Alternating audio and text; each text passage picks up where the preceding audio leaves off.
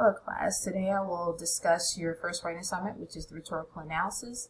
Although I'm going to hit some of the main ideas, this does not take the place of you reading the material in your textbook, watching the videos, and reading the handouts that I do have online in Blackboard. So this will just cover the gist of the assignment, kind of goes over my expectations, but it should not take the place of the material I have for you to study. So the first thing I do want to do is kind of re-emphasize what your textbook covered about the rhetorical situation and rhetoric in general. So rhetoric is the study of written and visual language. And this is critical because it helps you to become, as your book explains, a more conscientious citizen. So you know when you're being manipulated if you're able to know how rhetoric works. And this is so crucial given this is our election season. Elections in November. Make sure you go out and vote. So you want to make sure that you understand language. And so this is the point of this assignment. So the more you know about how language and communication works, then you become a stronger writer because you're able to really truly influence your audience. Now, some people say that could be terrible, but it just depends. Are you doing it for good or are you doing it for bad? So that's left up to you. But on page 11, it has some questions. If you really do not know where to begin with your text, use those questions as a guide. But it really requires you to ask your own questions as well as they are specific to your text. And if you don't know how to do that, you can always count on me. Send me an email and we can schedule a one-on-one to discuss some of your concerns about your specific text. So the rhetorical situation, which is a part of rhetoric, every type of communication relies on the rhetorical situation. When you speak to your parents, the way that you speak to your friends, the way you speak to your grandma, grandpa, all relies on this rhetorical situation. And so when your grandma asks you how are you doing in school, you may say, oh, I'm doing okay. I'm struggling a little bit, but I'm hanging in there. But if your friend asks you how you're doing in your class, he's like, oh man, it sucks. I can barely keep up. You're going to communicate your concerns or that subject differently because of that rhetorical situation. So you must always consider the rhetorical situation. And page 103 goes into why that's important at all times. And that's why when I email you guys, I always say be explicitly clear, tell me who you are, those things, because you are addressing a different audience. So you always have to keep that in mind when you're communicating, speaking, email, writing a formal paper, anything like that. It's critical that you understand that rhetorical situation in order to get your point across. So just to review, pathos is emotion, ethos is ethics, morals, and values. And I'm going to talk about that just briefly in just a second. Logos is reasoning. So what I want you to understand is that you cannot separate these three things because they are intersected. Now, pathos, most people think pathos is so dangerous, it's so powerful, but it really isn't. It's really ethos, because ethos, our morals and values, are the foundation or the bedrock of who we are. And when someone tries to disturb that, we become emotional, we become inflamed because someone's questioning our identity. And you see that with all the protests and things that are going on now. When someone tries to stop who we are, we respond. Now, is it reasonable that we respond the way that we do? In our minds, we believe it is because we rationalize it to be so, but it may not always be accurate. Reasoning is not always sound. It can be false reasoning, but they do all work together. Excuse me. Aristotle said that ethos is the most dangerous of the persuasive appeals because people can pretend to be who we are and to share our same morals and values, and only to get us to do something that they want us to do. But if you become more conscientious about how this works, you're less likely to be manipulated by it. So try not to separate these things, rather than I want you to focus on the rhetorical strategies that they use to convey or to create these persuasive appeals. And I'm going to show those in the next slide. But try not to understand what they are, but do not feel like you're forced to separate them, because they are not easily separated. Now, kairos is the opportunity that many communicators take to influence something or someone. We always see this, especially when we had all those mass shootings last year, is that when that happened, we had politicians on both sides of the table saying, this is why we need stricter gun control. Like, no, no, no, this is why we need more guns on the street. And so that debate happened because they saw that opportunity to push their agenda. So always think about that. What is the context? That's what I want you to understand. What is the context in which they are speaking and are writing? And how does that influence how people take in the message? Those people who, who were affected by the mass shootings, they would respond differently from those who are away, but they were still influenced one way or another. So a couple of things that you do want to consider when you think about these things is that rhetorical situation. I'm going to show that on another slide. Is that when you understand how to read critically, then you know how to answer those deeper, more meaningful questions. So when you're looking at stuff, you want to make sure that you understand what is the purpose of their writing. Is it to convince, inform, persuade, decide, explain, or explore? What kinds of arguments are they creating? Is it an emotional argument? Is it an argument based off of examples? Is it a narrative type of argument? What type of argument are they creating? So for instance, in your discussion board, you want to consider what type of argument is he creating? Because it is an argument. Even though it is surrender, it is still an argument. But then you got to think about, is he trying to convince me to do something? Well, not you, but is he trying to convince his audience to do something? Or is he trying to just inform?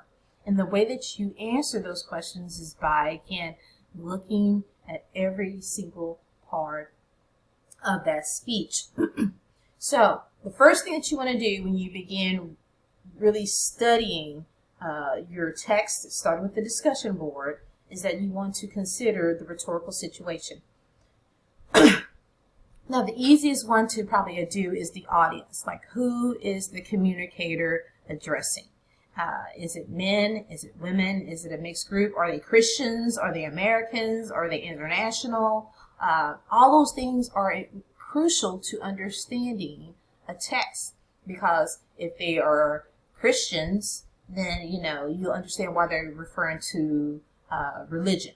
So, but if they are all men, no women, then they probably believe in the patriarchy. So understanding, again, their beliefs and values, what they know and what they don't know will be crucial. You also want to think about what makes the communicator credible. What makes that person the person to speak about that issue. And more importantly, for your rhetorical analysis, you must identify that message. What is the message that they're trying to convey? Because without understanding that, you cannot understand how and why they use those different persuasive tactics to convince that targeted audience. So once you read and reread and sometimes read again, you need to first identify these pieces, especially that piece right there, because the message is the key. Everything around it centers on that message to that audience by that communicator. So that is so crucial. And if you have trouble with that, you can always contact me. I'm not going to give you the answers because there may not be an explicit answer. We can conference and maybe we can discuss and we can come up with some answers together. So these are some things that you want to consider. Now, this is not the list of everything, but this is a way to get started. Some of you are familiar with soapstone from high school, from literature. It still works within this assignment too, because it's written communication. You want to, again, think about the speaker, the occasion, which is kairos again, the audience, the purpose, the subject, and then tone. Tone kind of goes back down here to diction, word choice. You want to ask yourself, Why did they use this word instead of that word? What could this word convey or mean as compared to another word? Why are the sentences for style short and then the rest of the sentences are long? Do I stop and pause and reflect at that sentence? What does that sentence mean to me? Or, excuse me, not to me, but more to the audience. Those are some of the things you want to consider when you're writing this paper. Imagery is sensory impressions, vivid details. This oftentimes creates emotion. When they try to use very strong and descriptive language, it may provoke an emotion out of us. And then but again, you want to ask yourself, why are they trying to provoke this emotion? Okay, so you are the outsider looking in at that text. You're not to get involved with the text per se as far as agreeing or disagreeing. You are not a part of the audience. You are an outsider looking in and trying to understand from a very objective perspective what it is that the communicator is trying to do.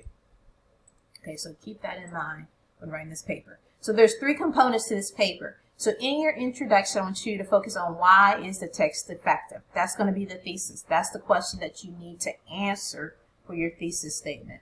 I do not want to see a 3-point thesis statement, and you can go back to that college writing handout because that's high school, this is college. I want you to answer me in a coherent sentence or 2.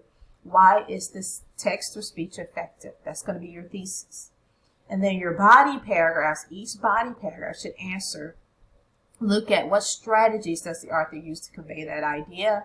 And then your conclusion should answer what makes the author successful. Okay, so those are 3 components to this paper. Oops, excuse me, I skipped the slide.